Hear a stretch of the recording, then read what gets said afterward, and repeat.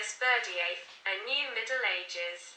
Reflections on the Destinies of Russia and Europe. Freedom is not a right, it is a duty. The modern history that is coming to an end was conceived during the Renaissance. We are witnessing the end of the Renaissance and the end of this humanism which served as its spiritual basis.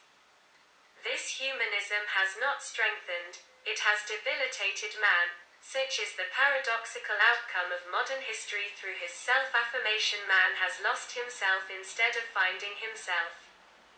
Modern history is an enterprise which has failed, which has not glorified man, as it had hoped. The man tore himself away from the religious center to which he had been subjected all his life. During the Middle Ages, he has lost his own spiritual center. In the 12th and 13th centuries, the Christian soul awakened to the will to create. The 14th century is a time of duplication where Christian and pagan principles collide. The man in the new story will not be deep, he will be forced to wander on the surface of life. In history, there is always a tragic divergence between the theoretical proposition and the practical realization. Today man is entering an unknown future. Early humanism was still close to Christianity. At the beginning, there was a lot of Catholicism in the Reformation, internal event. Luther was an insurgent Catholic monk. A thirst for purification, for renewal. Luther needed spiritual liberation. The Enlightenment is the temporal punishment of the Renaissance. The French Revolution, 19th century positivism and socialism are the consequences of Renaissance humanism as well as symptoms of the drying up of its creative power. In the historical life of mankind, it is never what man set for himself as a goal that comes true. But unbeknownst to him, enormous values are being created that he would never have foreseen. Modern Renaissance history has developed individualism, but in fact individualism has been the ruin of the individuality of man, the destruction of the personality. And we are witnessing the cruel ending. With Nietzsche, it is in its individualistic form that humanism is renounced and destroyed. With Marx, it is in its collectivist form. The Enlightenment and the Revolution introduced leveling into the humanist realm and worked out its internal disintegration. Man is first of all under the illusion that he is free from all organic ties and he does not suspect that he will fit into the mechanical whole as a part. In the life of man, the machine made its triumphal entry and it disturbed all its organic rhythm. The consequences are innumerable on his spiritual life and on everything that produces. During the Renaissance, knowledge of nature was the result of a joyous operation. Contemporary philosophy suspects man, it sees him as the cause of the precariousness of knowledge. Man has the strength to seek his self-definition and his self-affirmation comes to the negation and destruction of self, due to man's confidence in his own strength. All the intellectual life which dominates our time is held under the sign of the end of the Renaissance. So in socialism, humanism comes to its own negation. The consciousness of the proletarian class is already a consciousness that has nothing humanistic about it, for man has replaced the class. It is the decomposition of humanism by itself, the end of the Renaissance, the ruin of this illusory reign of humanity, a demonstration of the impossibility for man to be a creator after he is torn from God, that he is lifted up from him. Socialism is the unmistakable end of the Renaissance. In collectivism we see all human rights and the very freedom of thought that had motivated the Renaissance crumble in ruins. The Renaissance began with the affirmation of the creative individuality of man and ended with its negation. Man without God ceases to be man. The rise and fall of humanist illusions. Man having lost God gives himself up to an element without a face and without humanity. He becomes a slave to inhuman necessity. Man, having detached himself from the power of God and having denied his support, again falls back into chaos. His image is compromised and his forms falter. His creative energy is pulverized. Dusk falls on Europe, a period of dilapidation and obsolescence. In the history of mankind, there is no progress in rectilinear ascension. It is up to European man to free himself once and for all from humanist illusions. This new epoch resembles a new obscure Middle Ages like the 7th, 8th and 9th centuries which preceded the medieval Renaissance. It is in Christianity alone that the image of man, the face of man, is revealed and preserved. Humanism in its development has separated humanity from its divine foundations. Man is once again torn apart by demons. The spiritual center of human personality has been lost. The reversal of humanism against man is the tragedy of modern times. Because of the fatal defeat of the Renaissance and its inevitable ruin. Instead of turning his creative image to God and returning the free superabundance of his strength to God, man has spent and destroyed his creative strength in self-affirmation by gravitating on the periphery of things. Without fear we must move from the day of modern history to this medieval night. Let the false and deceptive light withdraw. Russia has remained outside and no people have reached such extremes in the destruction of human image, human rights and their freedom. It is frightening for a Russian to experience Renaissance ruin in its extreme form without having experienced the Renaissance itself, a past rich in creative overabundance. Here is the birth of a new world, an unknown world. Let us agree that our time is the end of modern times and the beginning of a new Middle Ages. I call the Middle Ages the era that the historical rhythm replaces that of yesterday, and it is the passage from the rationalism of modern times to an irrationalism, or rather to a surrationalism of the medieval type, obscurantism, agitation of demons in darkness. Russians love to argue whether something is reactionary or not. We do not go back to the past, but we can go back to what, from the past, is eternal. Humanistic self-affirmation was a substantial moment in the destinies of the human mind, and the lived experience of this self-affirmation will not have been in vain. It has enriched man. The call for a new Middle Ages today is only a call for this revolution of the spirit, for a total renewal of consciousness. Communism demands a society of a sacred nature, a submission of all the forces of life to the religion of the devil, to the religion of the Antichrist. This does not mean that in the new Middle Ages the religion of the true God, the religion of Christ, will triumph in an absolute way, but that life will be placed under the sign of religious struggle. Russia never emerged entirely from the sacred Middle Ages, and she has rescued relics of the old Middle Ages, from the old theocracy, to the new satanocracy, so to speak. Modern times have wanted to see freedom in individualism, in the right, for each man and for each sphere of culture, to pronounce for oneself, emancipation.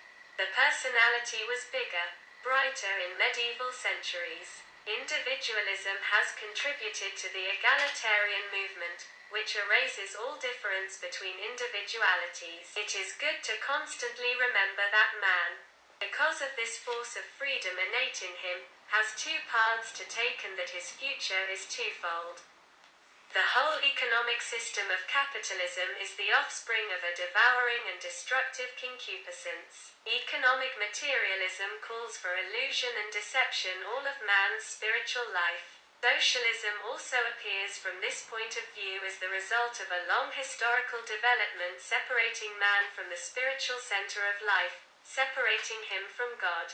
In modern history, proud of its progress, the center of gravity of existence shifts from the spiritual sphere to the material sphere. From interior life to exterior life, society is less and less religious. World war is the result of this system. It devours itself.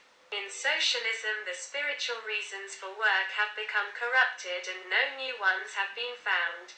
The end of capitalism is the end of modern history and the beginning of the new Middle Ages. Modern-day nationalism is engendered by individualism. Faith in the living God was extinguished and we began to believe in a God of lies, in the nation as an idol, while others believed in the worst idol, internationalism. The triumph of capitalism created a world economic system and made the economic life of each country dependent on the economic situation of the whole world. Socialism very quickly took on an international character, and in the again, but corrupted communist international, the old idea of compulsory universalism arises. Internationalism is the abject caricature of universalism. But the universalist spirit must awaken among Christian peoples, the will for free universalism must be manifested. The movements which aim to overcome the national blockade and create world unification inaugurate the new Middle Ages. In this sense, communist internationalism is already a phenomenon of the new Middle Ages and not of old modern history. Wars will be religious and spiritual. The negative and dark aspects of the Middle Ages are barbarism, rudeness, cruelty, violence, serfdom, ignorance, religious terror. We live in a time of decadence. Negative movements have triumphed over positive movements of creation and consolidation. Beginning of an era of new religious collectivity, God must return to the center of all our life, our thought, our feeling, our only dream, our only expectation, our only hope. The people are separated from the faith, seduced by atheist teaching and by socialism. Intellectuals, on the contrary, are coming back to the faith. Without spiritual aristocracy, life cannot flourish. Political parties and their leaders will lose their meaning. A great future awaits professional unions, cooperatives and corporations. The new Middle Ages will be demotic and undemocratic. The experience of the Russian Revolution has shown that the popular masses do not always seek the expression of their social sense in democracy. The masses are indifferent to politics. They never have enough strength to come to power. The people cannot govern themselves, they need leaders. Popular sovereignty is only a moment in the life of the people. Life will become more austere and poorer, a monastic life, limitation of needs and great work effort. The idea of progress will be dismissed as camouflaging the true ends of life. The movement takes us into nothingness. The woman will play a big role in the future, the masculine culture being too rationalist. The night is the time when the feminine element recovers its rights. The eternal feminine will have a great role to play in the future period of history.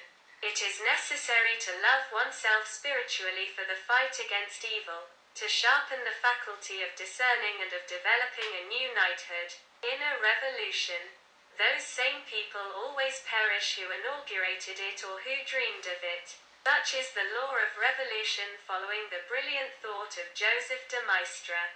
God chastises men and peoples through revolutions. In the Russian Revolution, the utopians were the democratic constitutionalists, the Bolsheviks were the realists. Bolshevism is a rationalist madness, a mania for the definitive regularization of life, based on the popular irrational element. Real counter-revolution can only be brought about by post-revolutionary forces, not pre-revolutionary. They cannot be defeated otherwise. There was hardly any Russian culture except that of the nobility. Our times require faith. The revolution is satanic. Joseph de Maistre in Considerations on France, it is not men, but superior forces, who operate through her. Joseph de Maistre is a supporter of a gentle and bloodless, almost tender counter-revolution. Many Russian patriots and nationalists seem completely alien to the Russian soul.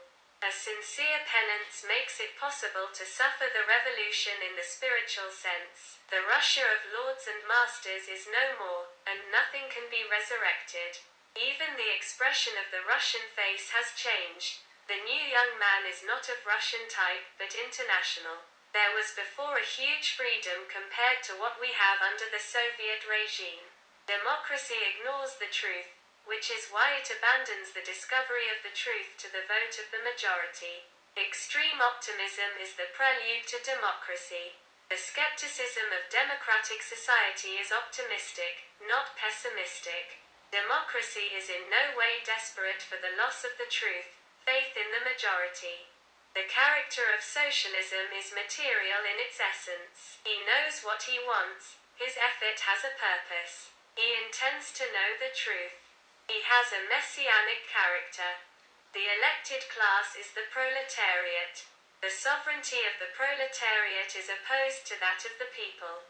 The Bolsheviks acted realistically, in the direction of least resistance. They were minimalists, not maximalists. The freedom of man, the freedom of the spirit, can be safeguarded only if one recognizes these spiritual goals of religion and if one submits to the divine will, because the human license and the human arbitrariness destroys human freedom. Vladimir Soloviev said that in order to overcome socialism, it was necessary to have discerned its truth. There is no righteous will apart from the righteousness of the will, apart from the very holiness of the will. It is the search for freedom that has pushed humanity on the path to democracy. Man has applied himself to defining himself by himself in an autonomous manner, self-affirmation by oneself. It is impossible to have access to any perfect society, to any perfect culture. To realize fraternity in Christ.